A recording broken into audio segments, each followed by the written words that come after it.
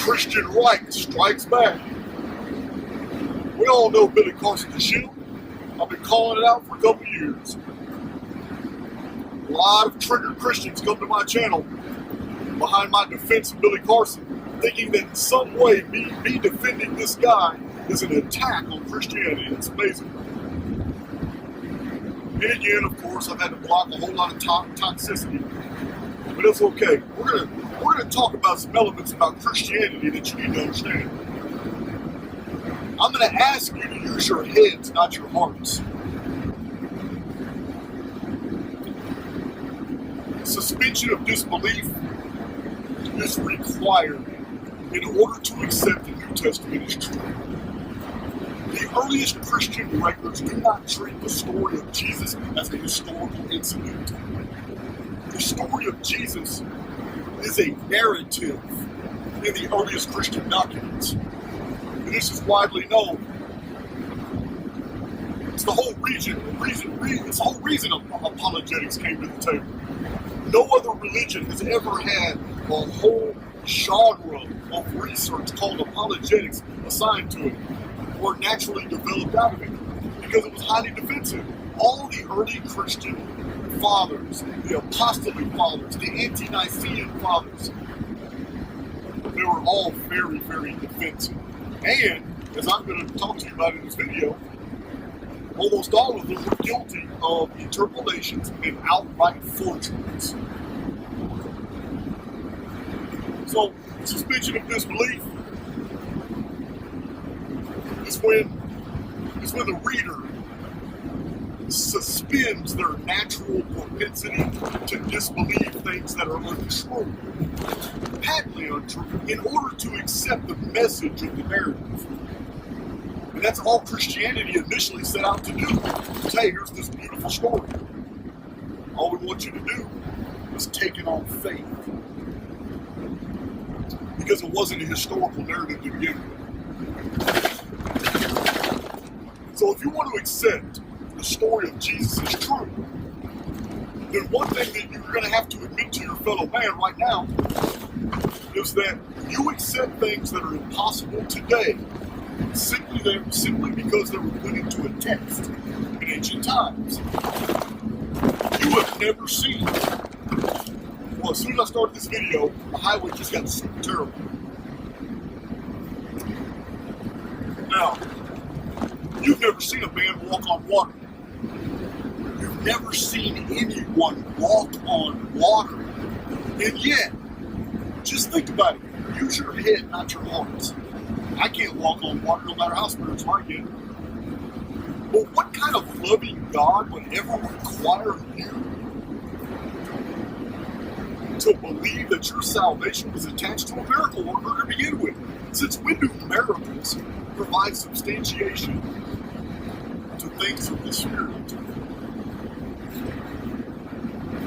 I remember a passage in the Bible that says, I hate your lying signs and wonders. And yet we're told that walking on water is a sign of Jesus' divinity.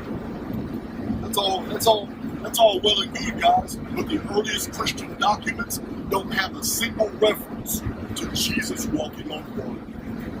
But you read about it in Matthew, Mark, Luke, and John. The only problem is Matthew, Mark, Luke, and John weren't written until after 150 years after the events they depict.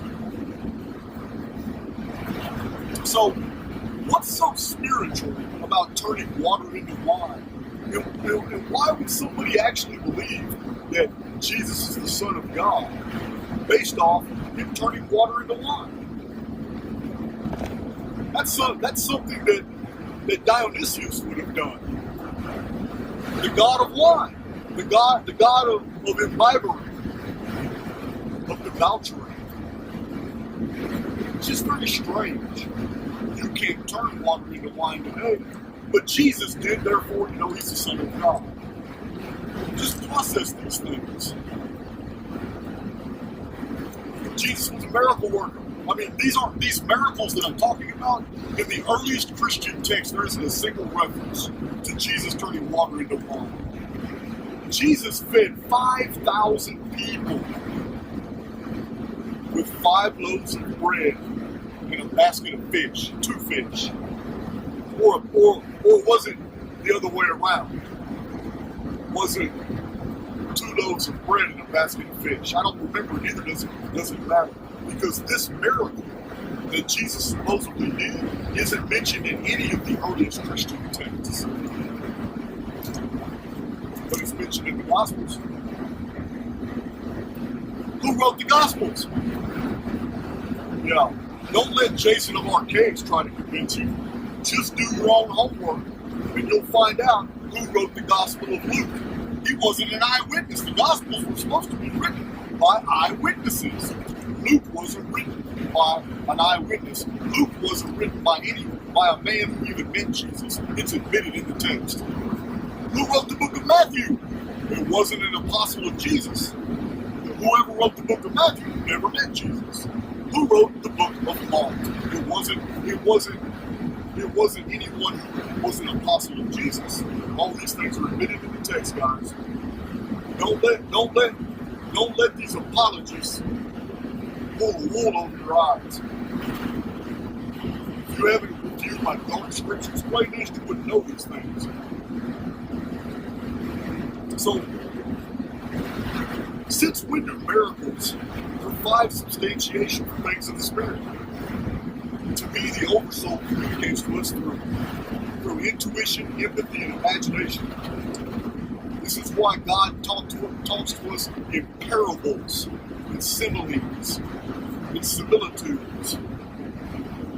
Because the God of this world built this artificial construct based on lies.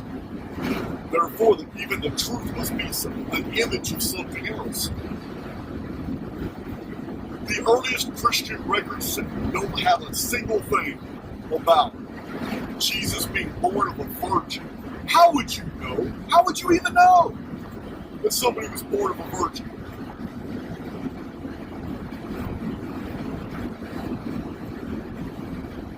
Nothing about it. It's a great miracle. And how would you even know? Raising Lazarus from the dead after he'd been dead for more than 4 days. Lazarus was dead for 4 days. Rigor mortis would have already set in. But in the Bible, we find out that Jesus resurrected Lazarus. Resurrecting the dead. Resurrecting Lazarus is a miracle that's not found in the earliest Christian documents. It's not there. Why would we even need it anyway? Why?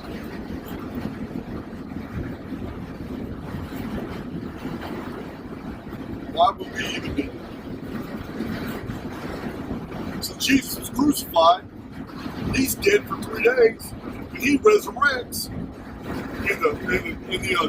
In the story, he comes out. He's seen before witnesses, and he raises up in the sky like Enoch and Elijah. Such an amazing story. But why do you need human sacrifice in order to preserve the integrity of the immortal soul? I'm an immortal living in an avatar, moving through a false reality created by the Demiurge, Shaldabaoth, the Satan, the God of this world. That's who I am. And the oversoul has already provided for my spiritual sustenance. I don't need somebody, and neither do you, who has experienced human sacrifice. This is the old Bronze Age institution of human sacrifice. It's the cult of the crucified God. It's ancient, as I've shown on my channel. Nothing to do with your personal spirituality.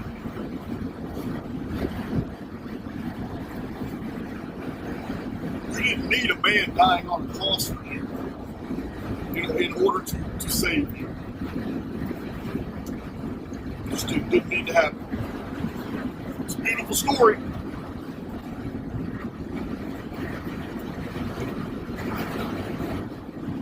Who Jesus was isn't even written in stone. The New Testament records, the Gospels, have 2 independent, separate genealogies for Jesus, and they're highly conflicting, and they've been widely publicized by biblical scholars who have analyzed them, and they know that there's no way to reconcile these two genealogies. So all kinds of wild theories are proposed as to why the genealogies are different. But it's just ridiculous. The reason it's ridiculous is that the Christian world accepts Jesus as being the Messiah. And yet Messiahhood is 100% a Jewish concept. It's a Jewish concept. And there's supposed to be 66 or so prophecies in the Old Testament that Jesus fulfilled. But those are Jewish messianic prophecies. Jesus didn't do anything but talk bad about the Jews. Yeah. He said that they were sons of their father, the devil, called the synagogue of Satan. So we have a problem here. We have the merging of two independent systems, and Christians believing both are the same, and they're not. It's crazy. What's further crazy is that people today in 2024 still believe that they're born in sin. They still hold on to this Babylonian concept of original sin, that an actual Adam and Eve are the origin of sin, and that you must be saved because you're already guilty before you were born. Man, what a mind fuck. It's so crazy that people would even succumb to such a belief system. And that in order for you, and in order for the early Christian authors to really sell this to you, they had to invent all these miracles. They're not even found in the original Christian documents. In the oldest Christian documents, none of these miracles are mentioned. The earliest Christian documents are all theological in nature. They're theological and doctrinal in nature. They don't even present Jesus as a historical figure. They present him as a concept. And this is widely known by biblical scholars. So crazy. So, there's many of you who are going to be critical thinkers and realize, man, the whole Christian paradigm is so weird. But you still fall for it because they blackmail you. I can already hear it. I can already hear Christians triggered. Jason, nobody blackmailed me. I believe that I'm washed in the blood of the Lamb. I feel the Spirit. I know it's Jesus. No, you're a spiritual being. And every once in a while you hear real spiritual grains of truth and you spiritually resonate with that. But Christianity has packaged that spiritualism for you to believe automatically that what you're feeling is Jesus. What you're feeling is, oh, Christianity must be true because it's making me feel this way. And no, they packaged your spirituality for you into a Christian context. But I'm going to tell you now, you are blackmailed.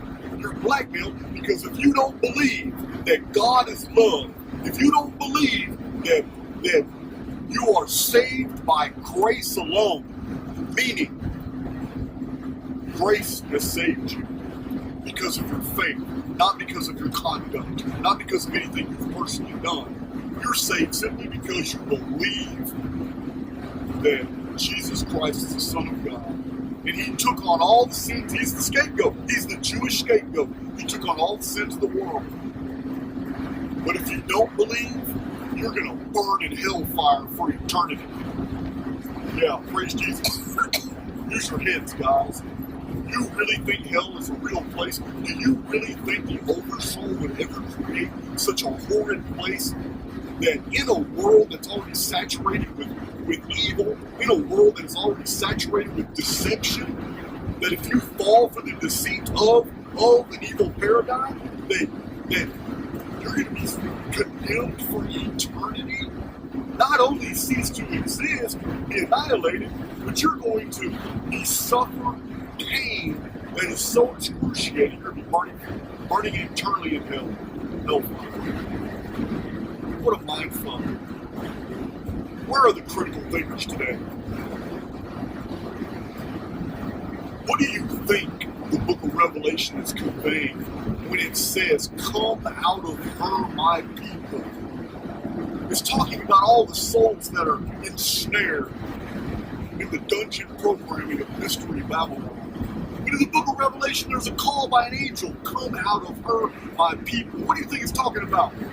Judeo-Christianity has you believing that the book of Revelation is talking about an evil world and how Christianity is going to overcome in the millennial kingdom of Christ and everything. It's just the exact opposite. It's the exact opposite. The book of Revelation already understands the world is an evil construct, but it's trying to save souls that are deceived from and allow them to make their exodus from that construct. Come out of her, my people, is a call from the oversoul, for those souls that will wake up and realize that you are in Christian dungeon program. Judeo-Christianity is toxic. It's prepackaged spirituality. You better believe in it or you're going to burn in hell. It's crazy, guys. It's crazy. Just use your heads. Just use your heads.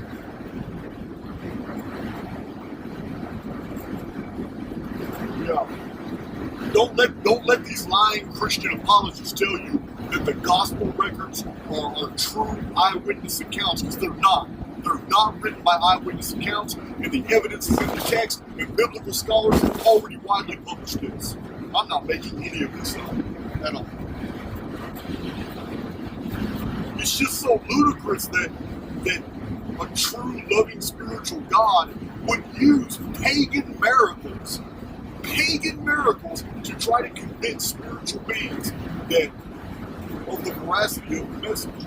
Now, I've told you guys from the inception of my channel, the red letter editions of the New Testament, the actual teachings of Christ are very spiritual. Whatever you see in black ink outside of the red letter part are the writings of men. The red letter editions are actually a message from the oversoul to the spirits that are in the construct flowing through this evil paradigm.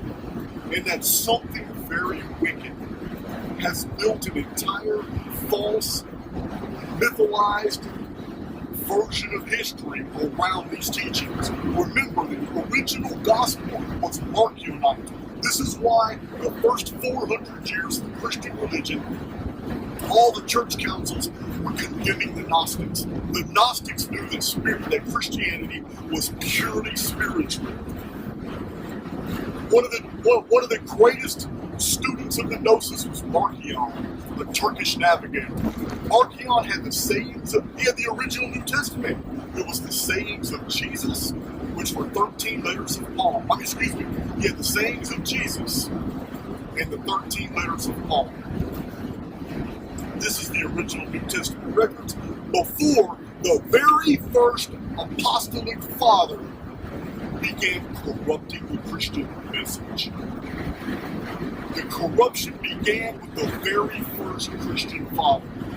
His name is Clement of the city of Rome. Don't get me started, guys. I'm trying to keep this video very sanitized, because I really want to keep the real good data and information to these morons who are out there in the field right now who really think they're qualified to debate these issues. I'm just waiting for one of them. I got my hooks out there. I'm waiting to reel one in. And I'm really hoping he's trained in academia as well. It's so toxic. Well, the whole modern Christian concept that you are saved by grace alone, by the grace of God, and not by your actions and your works, that's also dungeon programming. It literally means that you can do whatever you want to do. That's not spiritual. Remember, I tell you guys all the time, I've said this in multiple presentations, we do not do good deeds. We do not care for our fellow souls to prove that we are the elect. We care for other souls because we are the elect. There's a huge distinction here. Christianity ignores this. Christianity is toxic, guys. I'm just asking you to use your heads. use your hands.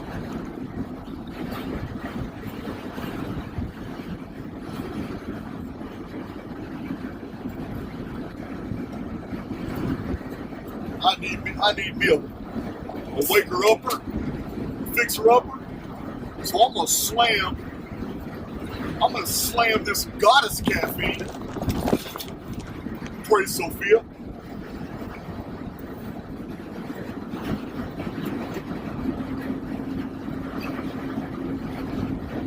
This espresso from Starbucks with its goddess symbol. I'm going to tell you a little story about the first century writers. Christianity was supposed to date from the first century AD. It's highly dubious. It's highly dubious. However, I will give that to them. But I'm real curious why, if all these massive events would have taken place in the life of Jesus, let me tell you something. By word of mouth, we have writings that tell us all about Alexander of Macedon, how he became Alexander the Great.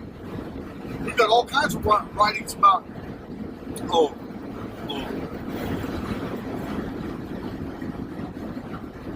on, I got traffic going on right now.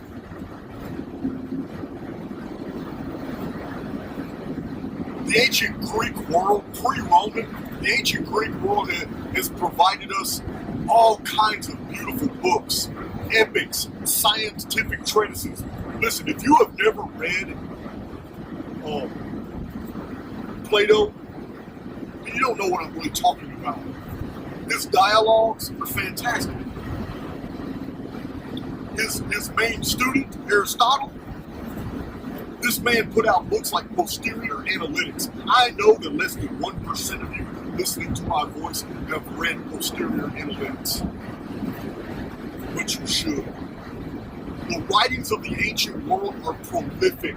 We have so many authors. We have so many authors that mention other authors, and scholarship has been able to put back together many of the ancient texts from the old world, because so many authors have referenced all these texts that were widely known. But you don't get that with Christianity. With Christianity, you get two things. Secular historians don't mention a single event or Christian author. And the other thing you get is a whole bunch of Christian texts that have all later been proven to be forgeries. It's not Jason making this up. Ask your heroes, guys. It seems like there's some new heroes rising up in the ranks. Wes Huff seems to be one. Why don't you ask him about it? Because I'm sure going to tell you. Anybody wants to, you can Google Suetonius. Why did Suetonius mention anything about what was going on? We have all kinds of first century authors. He was in the first century, wrote about all kinds of news clips and all kinds of things going on in the ancient Roman world. Remember, I've told you guys in prior presentations, it only took a couple of weeks to go anywhere in the Mediterranean by ship. The ancient world had runners. These runners, this is all they did all year round. They had barracks at these areas. It's like ancient postal services. And all over the Near East and all over ancient Greek world, when ships landed in ports, they dispatched news. And these runners would take satchels. They would go from city to city. Listen, there was news passing in real time all throughout the ancient Greek world. It did not take but 14 days from any news from anywhere in the Mediterranean to reach everywhere else. Yeah, the ancient world was very well informed. Even Cato, standing before the Roman Senate, before the Carthaginian wars, told the other senators. It is amazing to him when he pulled out those fresh dates, and before the senators in Rome, he bit into the juicy dates and told the other senators that the time for war with Carthage had come, and that all this time their enemy was lying at their own gates. For the very for the very dates that he was chewing on before the Senate had just been plucked from the tree in Carthage just 2 days earlier on the other side of the Mediterranean. You guys don't understand how fast cargo and news travel. And a man like Jesus, for 3.5 years performing miracles and giving all these teachings, the entire ancient world would have been afire. There was plenty of time for Roman senators to get on their ships and come see. If Pontius Pilate was really writing letters all over the place, people all over the Roman provinces would have been coming to hear what Jesus had to say. And there wouldn't have been all these ancient texts that have been appearing, written by Roman and Dominican and Catholic monks that have now been proven to be known forgeries. I'm going to list those texts for you in this video. Just use your heads, guys. Just use your heads. Suetonius was living in the 1st century. There's no way he would have not mentioned these events. Jesus' career was 3.5 years. It wasn't 3 days. It wasn't 3 months. It wasn't even 9 months. 3.5 years he was making waves. Not a bleep in the 1st century historical record. So, Suetonius didn't mention any miracles, any sun darkening, any earthquake, any crucifixion, any Jewish controversy, nothing. It kind of makes you wonder.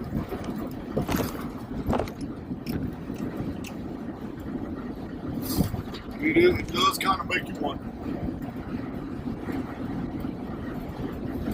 A lot of people like to refer to Josephus, but many biblical scholars are showing the different manuscripts on Josephus have been tampered with interpolations, and that the passage about Jesus isn't directly a church interpolation by a later copyist. But you know what? We can even give that to him. Josephus still did not know anything about a crucifixion, did not know anything about miracles, a miracle worker, didn't know anything about the sun darkening, an earthquake, and none of these things. In the prolific writings of Flavius Josephus, would he have ever ignored these things? He wouldn't have done it, guys. I've showed you my copy. I have an 1803 copy of the writings of Josephus, the complete works of Josephus, translated by the scholar William Whiskey. It's crazy, guys. Scholars know that Josephus is full of interpolations. They've identified many of them. What's really, really damning to the Christian historicity, or lack thereof, is that Philo Judaicus never mentioned any controversy in Jerusalem. It wasn't there, guys. Philo Alexandrinus, nothing about Jesus the miracle worker, crucified, sun darkening, resurrection from the dead, spawns a new religion, has 12 disciples, nothing. You already know. I mean, to me, it's not evidence at all, because it was written over 590 years after the events. But you already know the Quran doesn't hold Jesus to be particularly special at all. He's not the Son of God, none of that. Most of you already know from my prior presentations that Jesus was not even important in the Talmudic writings. The Jews of the 1st, 2nd, 3rd, 4th, 5th century AD didn't hold any special particular interest in him whatsoever. There was no crucifixion, sun darkening, there was no earthquake. None of these things are mentioned in the Talmudic writings. So yeah, we have a problem there. We have a real problem with this.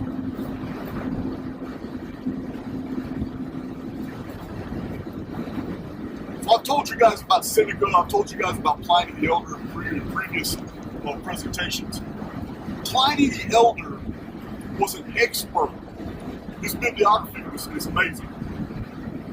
But there's a dearth of material about anything related to Christianity in Pliny the Elder, and he would not have omitted that. Pliny the Elder would have told us what was going on. He sure as hell would have told us that there was an eclipse And if there was a major earthquake, sun darkening. Remember, this wasn't a natural eclipse, and it lasted for 2 hours. Nothing natural about that, guys.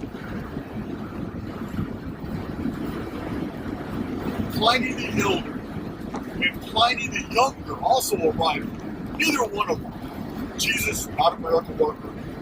No disciples. No sun darkening. No earthquake. No religion was born. No resurrection. No ascension. No, none of these miracles. No virgin birth. None of this. Jason, why is Pliny the Elder important? Because he was in the 1st century AD, that's why. He died in 79 AD. 79 AD, Mount Vesuvius. He died rescuing a friend of his. He was safe. Turned around, took his ship, some of his men, turned around to go rescue somebody who was calling for his help through messengers, and he never returned. Died a hero. Pliny the Elder, though, had already published all his writings. Nothing. Not a hint of Christianity in his writings.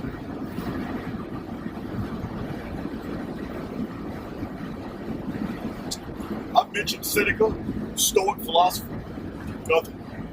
He wrote a lot about all the different philosophical systems that compared Christianity to him would have been a new philosophy. He would have never hesitated to mention it. 1st century, nothing. Not a hint of a new faith emerging in the 1st century. Nothing. I'm only asking you to use your heads, guys. You don't have to believe anything I say. I've already covered a lot of the textual, all the interpolations, all the redacted material, the forgeries. I've already covered a lot of that in my Dark Scriptures playlist. But I've got a lot of new stuff I'm about to show you here.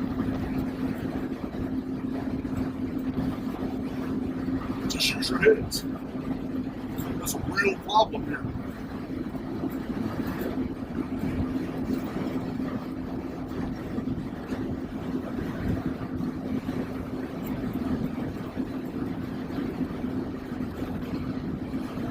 So, I mean, Justus of Tiberias is also a Jewish writer. 1st century AD, he didn't write anything about anything unusual, what was going on. Justus of Tiberias didn't say Jesus was a miracle worker. Didn't say he was the Son of God. Justus of Tiberias did not say a damn thing about the sun darkening, earthquake, resurrection from the dead, virgin birth. Nothing's there, guys. 1st century AD, nothing there. Jewish author.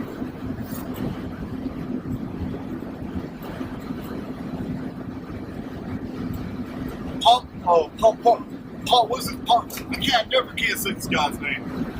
He mentioned some old maps that a lot of people think are concerned the ancient Americans. Pomponius of Bela. I don't remember. Pomponius Bela or some shit. I don't remember. He was 1st century. He didn't mention Jesus. Quintilian. Plutarch didn't mention anything about Christianity. That man wrote about everything. Yeah. I get it. I know some of you still want to hold on. But Jason, the fact that all these historians living at today didn't mention Jesus and the miracles and all that doesn't mean Jesus and the miracles didn't happen. I get it. I know you want to hold on. So I'm just asking you to use your head because you need to figure out who you are. You need to really think about who you are as a being.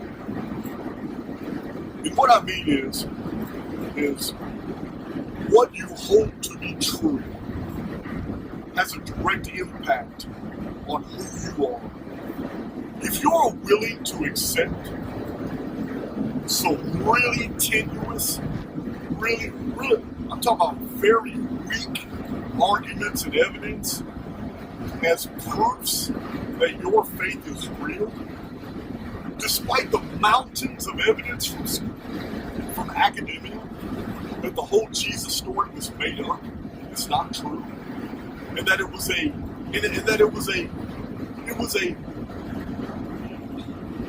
entirely of a religious intent. It was a religious spiritual context that was later turned into a historical narrative,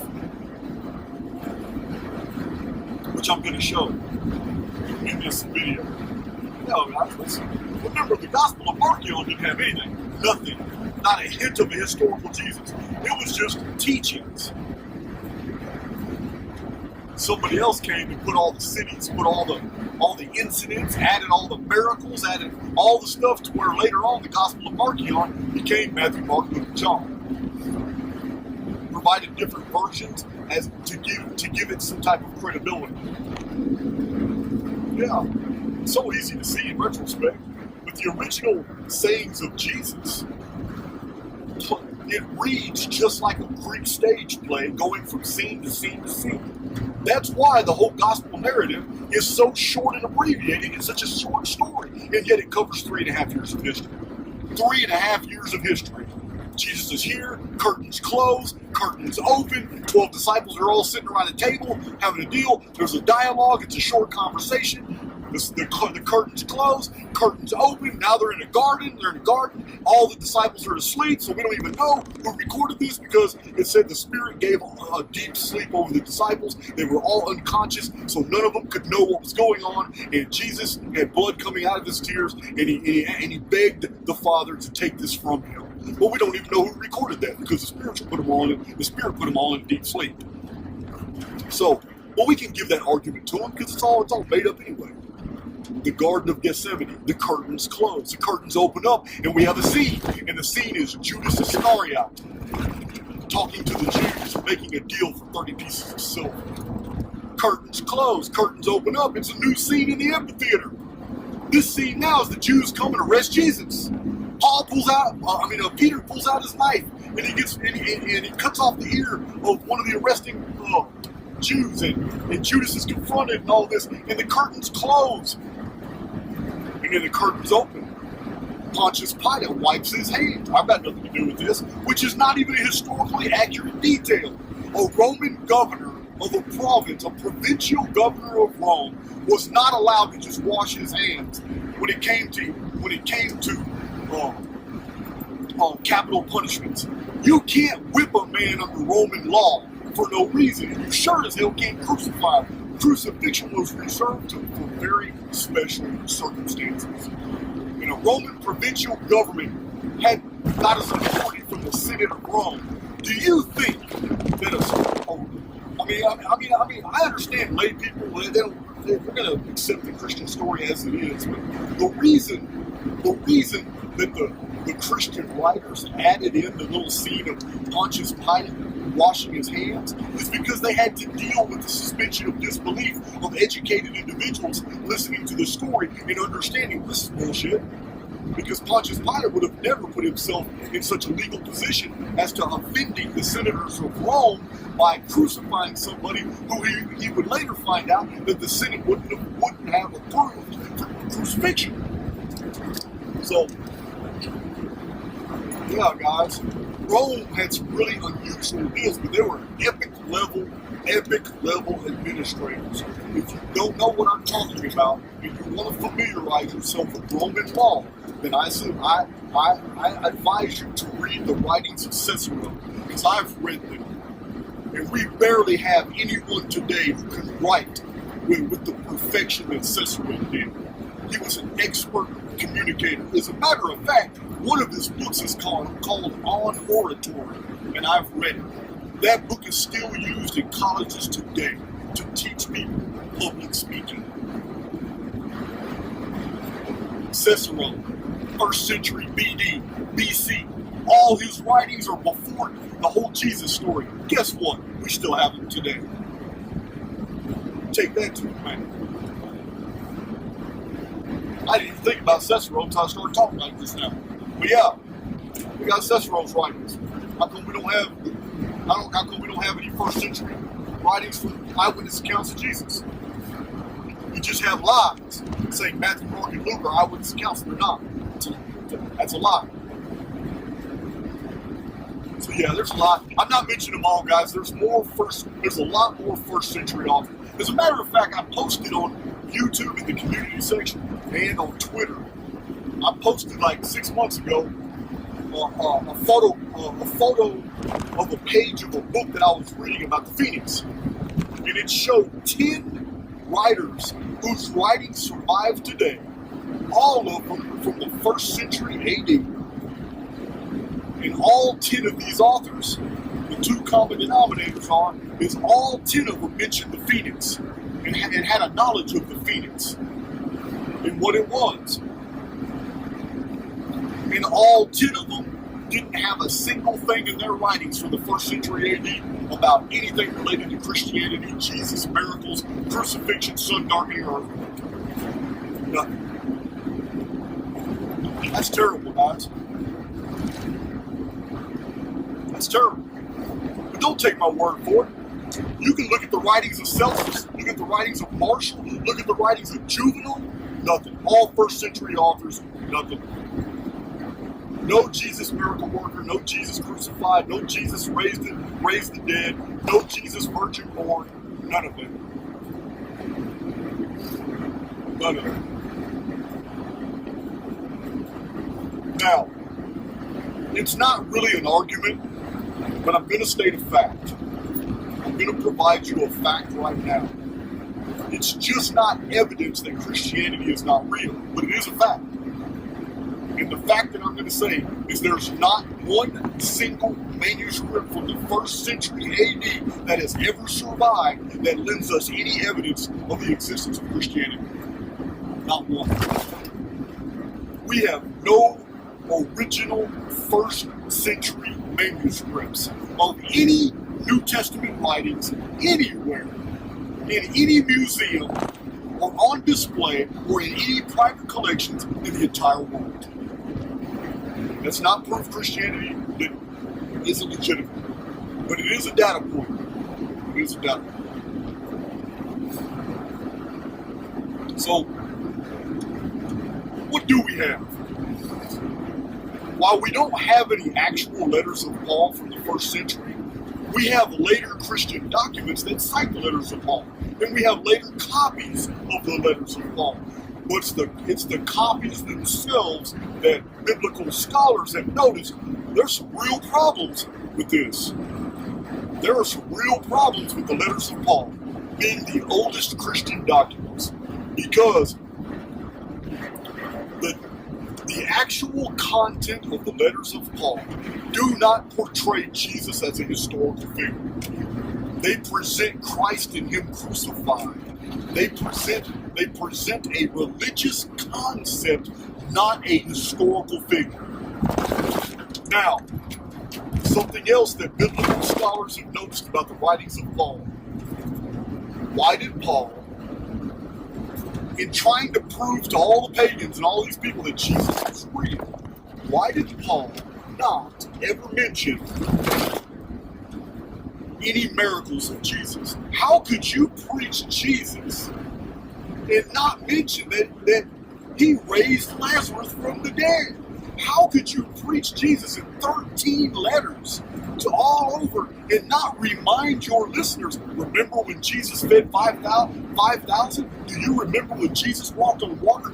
How is it possible? How that Paul did not use a single miracle of Jesus as an illustration for some type of spiritual story? How is it possible, guys? This isn't Jason saying this. There are many books that you can read by biblical academia that have literally asked all these questions since the 1870s and 1880s with the advent of higher criticism. And they have made some very valid points. How could Paul have omitted the miracles, all the miracles, not just the ones I just mentioned? How could Paul have omitted all these miracles that Jesus did? How? It's almost as if he didn't know Jesus of Matthew, Mark, Luke, and John.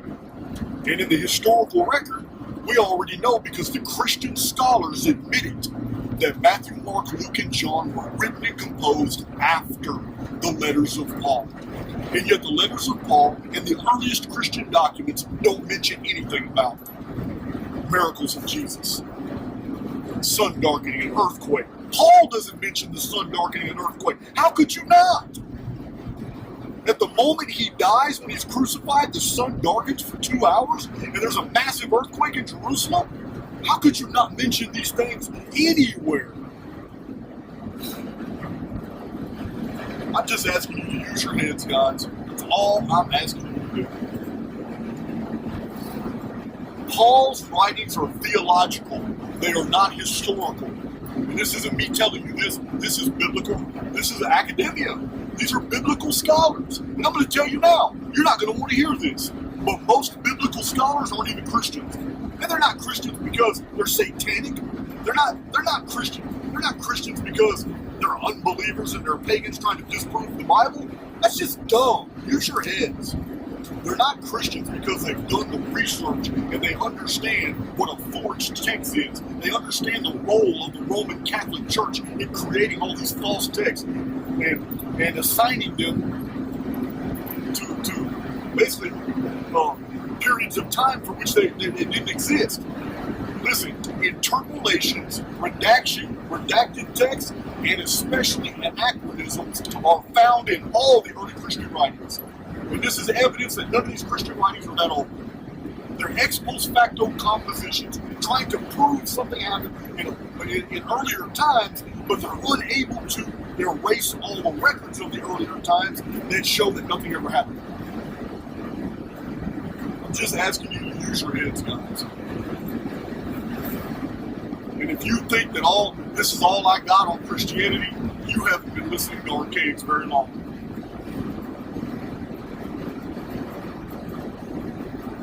So yeah, it's all theological.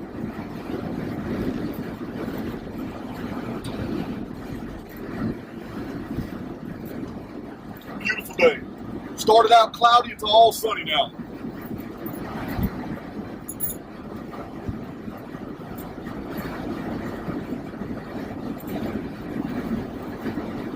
So Christianity, the apologists, they highly focus on the apostolic fathers. Why would you focus on them? Their writings are riddled with all kinds of errors. Clement of Rome, not Clement of Jerusalem, Clement of Rome, the oldest, according to the Christian scholars, the oldest, the earliest of the Christian writers, fathers of the church, was Clement of Rome. How many times have you seen Rome create false religions? Come out of her, my people. Mystery Babylon. Judeo-Christianity is what the book of Revelation is talking about when it says Mystery Babylon. Yeah. People don't even realize the Antichrist is going to be a Jesus artificial construct. And it's going to be the Judeo-Christian world who are going to be terrorizing everybody else in the world to getting them to accept the mark of the beast. This is what the book of Revelation is about, and the Judeo-Christian world has you thinking it's going to be the exact opposite.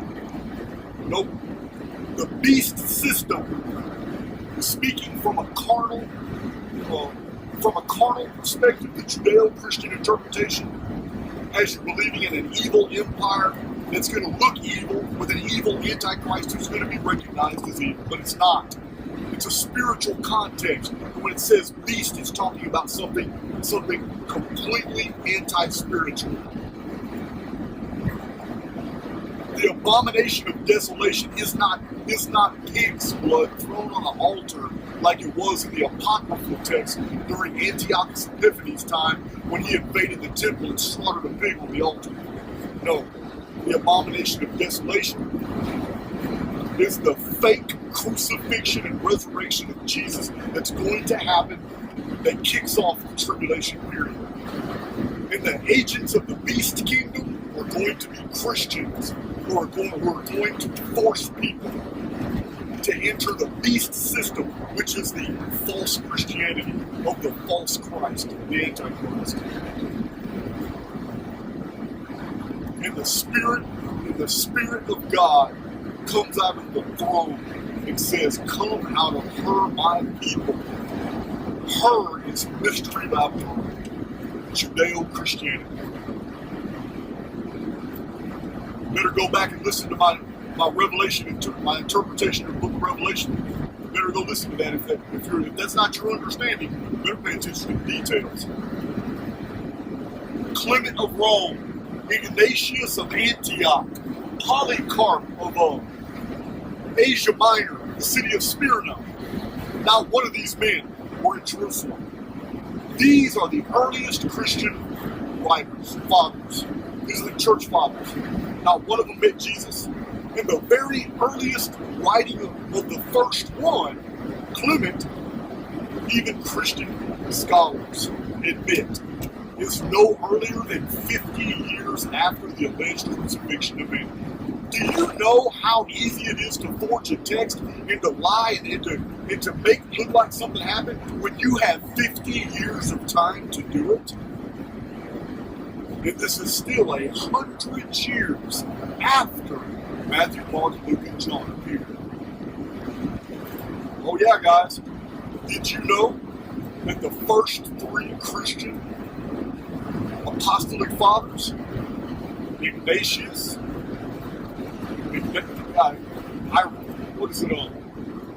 Clement and Ignatius were the first two,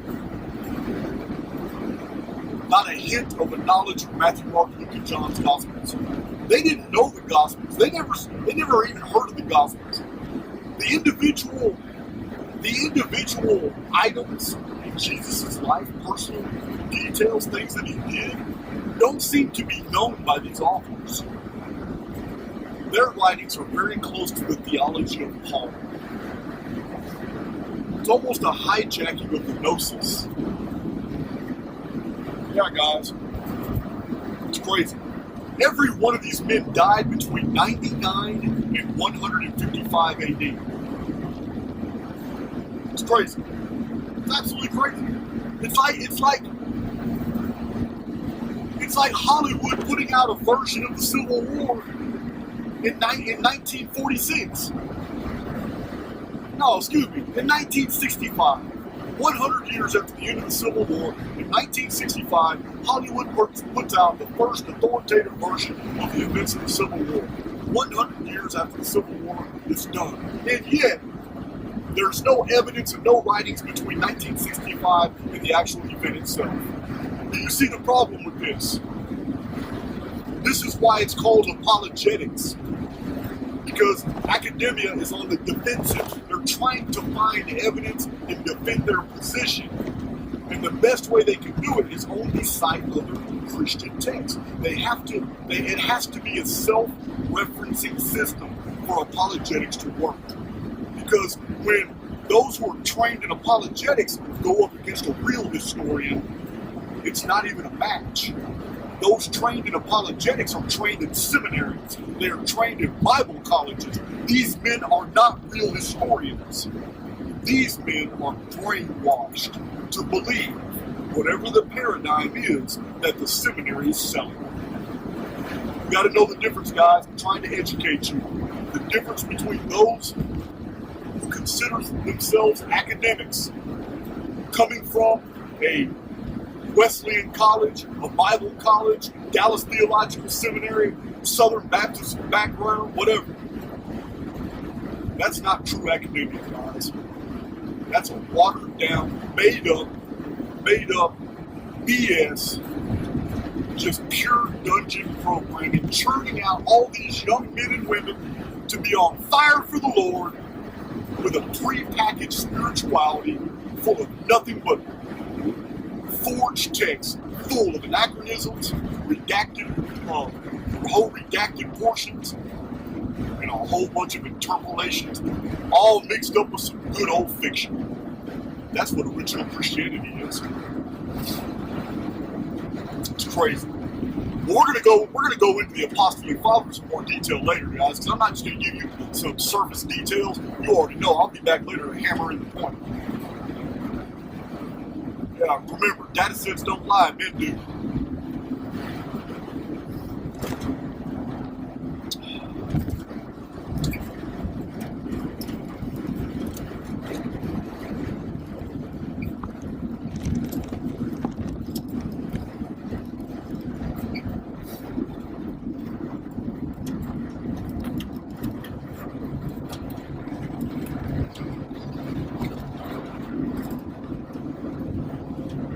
that is really particularly condemning that the first three apostolic, they call them the apostolic fathers because the first three, they're the only ones that were in the first century. The third one kind of was in the second century. But still, I'll give it to them. They got three up in the first century, even though they're all, not one of them was alive. Not one of them was alive in the days of Jesus. They're all still first century AD, but not one of them was alive in the days of Jesus. They were born after the alleged crucifixion event. And yet they don't seem to know any details about the events themselves. Just like the 13 letters of Paul, they don't seem to know anything about the events of Jesus' life and all the miracles, all this stuff. That's not evidence of Christianity, guys. It's evidence of the exact opposite. So here we have 170 AD, and all of a sudden we've got Matthew, Mark, Luke, and John. So Matthew, Mark, Luke, and John are all compositions ex post facto. They're not by eyewitness accounts. They're not even within 100 years of the events. Do you see the problem here? And Matthew, Mark, Luke, and John now add all kinds of details that the apostolic fathers, 50, 60, and 70 years before the Gospels were written, didn't even know themselves. Matthew, Mark, Luke, and John are absolutely packed with what are supposed to be historical details that not even Paul, who wrote extensively, knew a single thing about. Do you see the problem here? That's why we have apologetics, to try to cover up all these nuances and all these inconsistencies. To what apologetics truly is for Christianity is damage control. That's all it is. That's why I don't have any respect for it. Apologetics is nothing but damage control for Christianity. It's crazy. It's insane.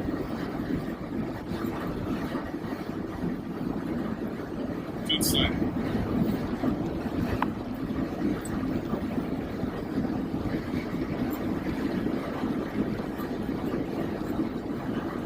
It was completely born out of a dearth of original Christian material.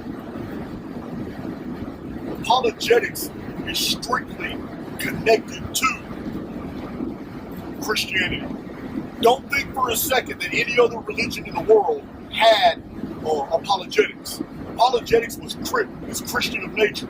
Now, it's been watered down to where you look at a dictionary now, apologetics can have a general meaning of defending any faith, but that's not how it started, guys.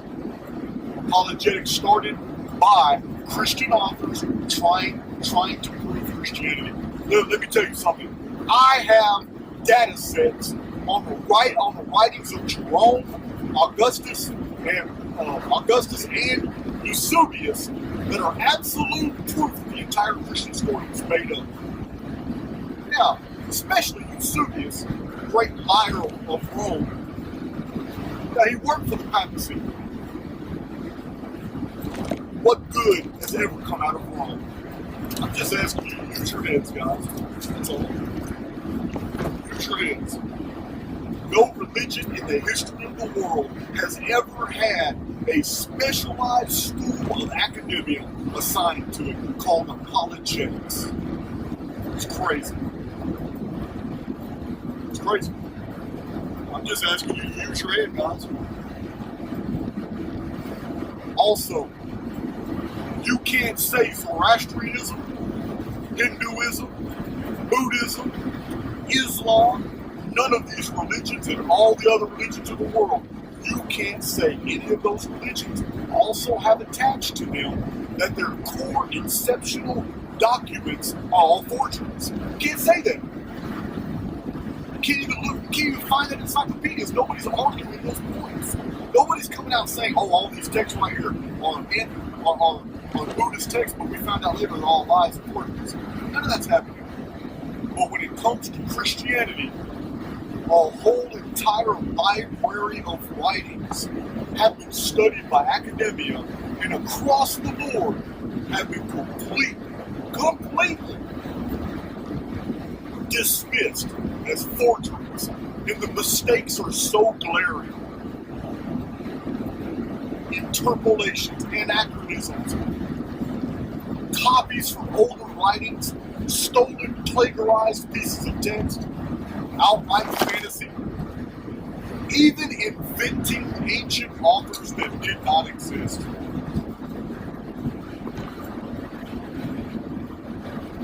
In the 2nd century AD, the 3rd century, in the 4th century, the ante-Nicene fathers were guilty of lying on a massive scale, and they've been caught.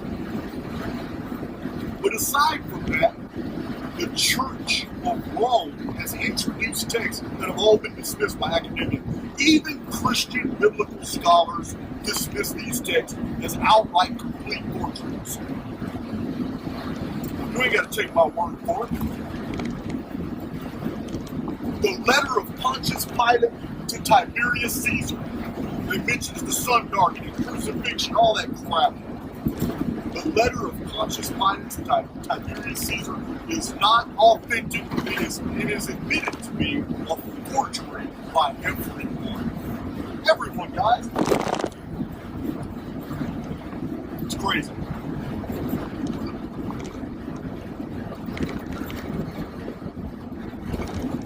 See what this truck's doing. This truck's working too much. Get around him. Learn how to drive, Pinsky.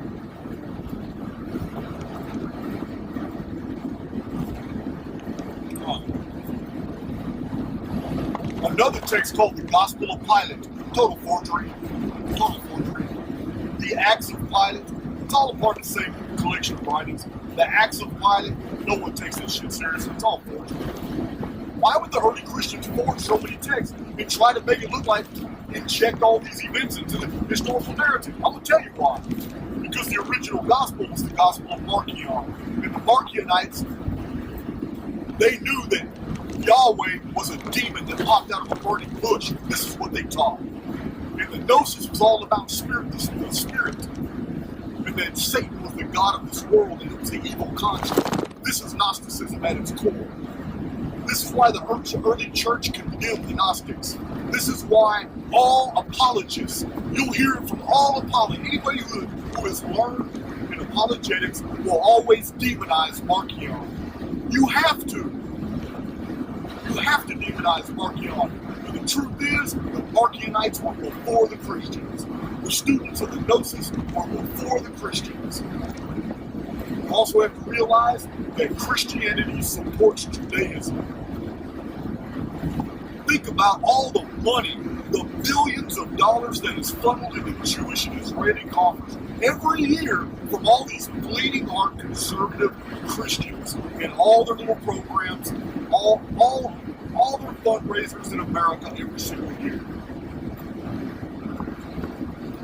Christianity is the slave of Judaism. Always has been. This is what's going on. It's all by design. Apologetics, Christian apologetics does not just defend Christianity, but it also, by extension, defends Judaism. And Judaism does not like the fact that the students of the Gnosis knew that Yahweh was a demon. You don't know what I'm talking about? You need to go see my Great Deceit Part 1, Part 2, and Part 3. Yahweh,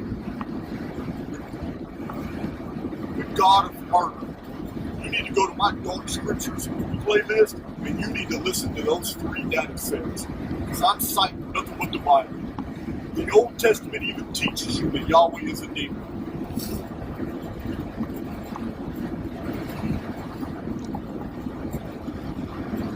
So the Acts of Pilate, that's another forgery.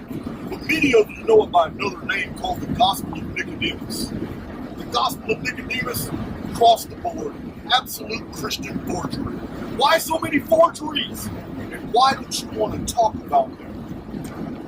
What other religion started with so many forgeries? What other religion started with a whole branch of academia dedicated just to defending itself against all the scholars who say that your religion is bullshit? Apologetics. The epistle of Jesus to Abner. Abner or Abgar. Some of you know what I'm talking about. Pseudo-biographical text, total BS.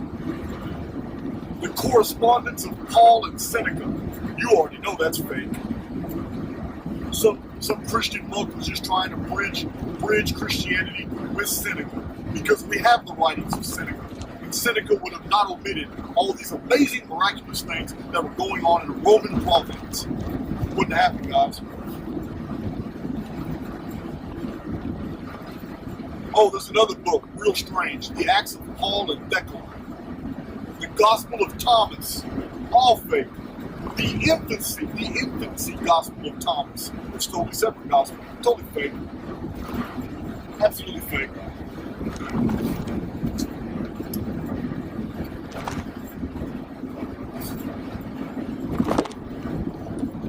The Acts of Matthew, fake.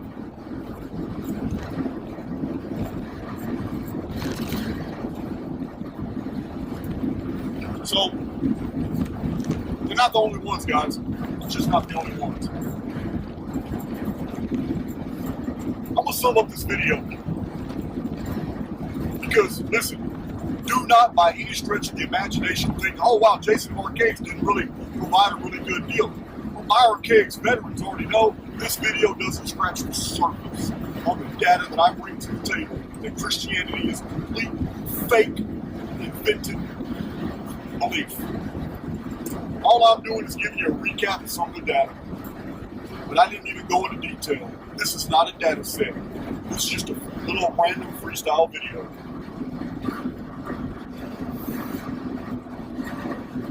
But I will say that I need to look at my mileage real quick because I'm running a test.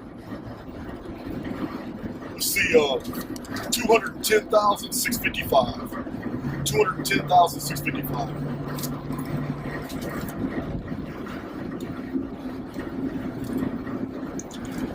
I like to experiment on my van.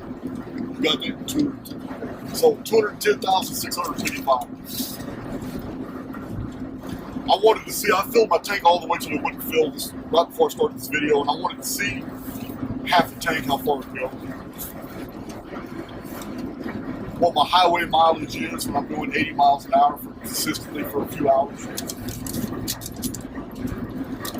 So, these are not the only forged texts, guys. Christianity began completely with all made-up texts.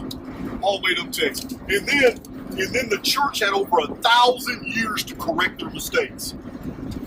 That's how bad this is, guys. They had the church, all the monks, the clergy, the fathers, they had over 1,000 years to correct their mistakes. And still, I have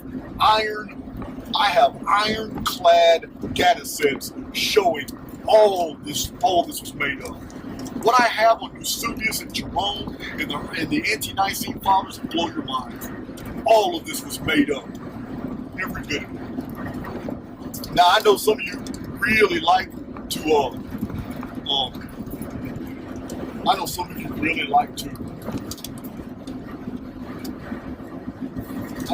really like to do your own homework and research, and I encourage that.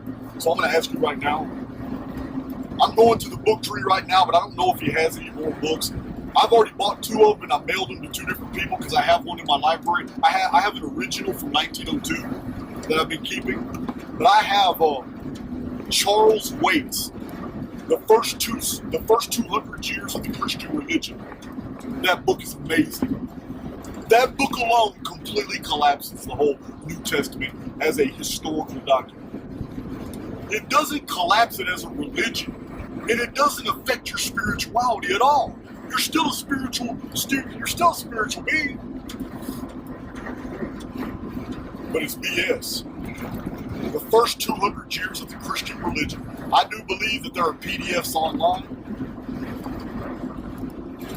And I'd appreciate if somebody posts the link in Facebook and Twitter. But you need to read that book if you really want to be educated on how fake all these early Christian texts are. And how even Paul's writings and all this was all invented, guys. The earliest Christian records are stolen from the students of the Gnosis, and then repackaged as a historical narrative when they were only theological. You want to read more amazing material? You're going to understand that the cult of the crucified God is ancient. The cult of the crucified God, for which they package the Jesus narrative in, is satanic as hell. It's evil as hell. That's what they did. Percy Graves wrote the 16 crucified saviors, the world's 16 crucified saviors by Percy Graves. Don't take my word for it. It's amazing. A scholar, she used to go by Archaix. It's not her real name, but a lot of you know her real name. Archaix wrote a fantastic book called The Greatest Story Ever Sold. And she's a translator, well versed in different languages. She dissected the hell out of the New Testament. And what she found, I mean, if you're a Christian, what she found is harrowing. Now, I'm gonna add something new to this. You don't have to go. You just got to use your head. You don't have to go to all this specialist material and read all these books to understand, man. It's not, none of this is true. It's not true. When your religion begins with thousands of lies that have all been detected and all been found out, whole books itemize all the lies of the Christian text. I mean, it's just crazy. It's crazy. That's why seminaries churn out these guys trained in apologetics. This is the church's agents of damage control. This is what they do. That's what they do, guys. But now, I've got more. In the next 2 weeks, I'll have all this information right here from Loisy. This is amazing. I would have never imagined that somebody could go deeper than Charles Waite, Archaix, and Percy Graves. Here it is. It's a big book too. And it's not the only one, because it wrote another one. And my publisher even put a note on it that says you've got to read these before you go too much further in your crusade trying to educate Christians about their belief. You got to read these 2 books. My publisher sent me these 2. All new ammunition, guys. That's what I'm doing. And I don't just read those type of books. I even read those who promote Christianity. This is a full, authoritative, like encyclopedic text on the anti-Nicene fathers and the 3 apostolic fathers, and the very things that I'm talking to you are in this book as well. It's the Christian academia amidst the things that I'm telling you in this video. Yeah, man, you can't accuse me of being antagonistic. I'm telling you what the scholars are telling us. Yeah, man. Well, your takeaway from this video is very simple. Your takeaway is that you can still be a spiritual being. If you want to be washed in the blood of the Lamb, twice crucified, you want to, whatever, you can do all that. There's nothing wrong in buying into a theology as long as you maintain the golden rule. Golden rule, do unto others as you would have them do unto you. That's it. Remember what I told you. We do not do for others because we want to show the world that we are the elect. We do unto others the way we do because we are the elect. And if that's not your practice, if that's not how you view the world, then your spirituality has been prepackaged. You need to start unraveling that and trying to figure out why your perception of the world of the spirit is so tainted. Your takeaway here is that original Christianity was theological. It was not historical. Yeah, quit calling me an anti-Christian. All you new people coming to my channel getting triggered talking about me, I've already blocked so many of them. I'm telling you, you don't know what you're talking about. Archaix is based off Christian principles. I'm always I'm always doing it. But it doesn't even matter how you package or view me, because I also educate my community. It doesn't matter what they call you. But if you're doing the work, that's all that matters. If I'm doing the work, it doesn't matter if I call myself a Christian or not. If I'm doing the actual labor out there in the field, trying to win souls and educate people, I don't care if you package me as a son of the devil. It doesn't matter to me. Because my relationship isn't with you, it's with the oversoul. And the oversoul gave me a great capacity for examination of the evidence. And when I examine the evidence, I find absolute proof that Christianity is very old. It's even pre-Christian. And there are elements of Christianity in ancient Egypt, as I've shown on my channel. But Christianity was always theological. It was never historical. And what the church did was take theological doctrines and then forged all these texts, adding historical material which didn't belong, and they got busted. They got busted in the 2nd century by authors in that time. They got busted in the 3rd century, 4th century, 5th century, and even today, Jason Archaix busted.